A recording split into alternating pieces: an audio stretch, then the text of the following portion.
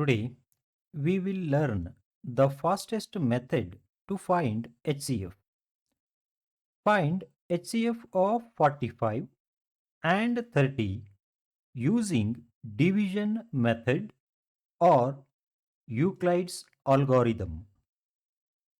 Step 1. Divide the larger number by the smaller number. In this case, when we divide 45 by 30, we get 1 as the quotient and 15 as the remainder. Step 2. If the remainder is not 0, then the remainder becomes the new divisor and the previous divisor becomes the new dividend.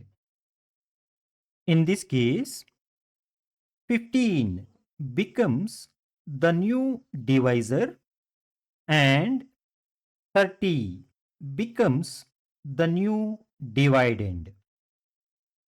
When we divide 30 by 15, we get 2 as the quotient and 0 as the remainder.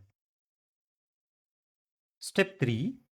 If the remainder is 0, then the last divisor is the HCF.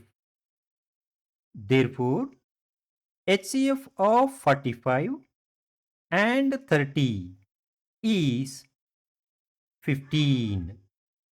Got it? Thank you for watching.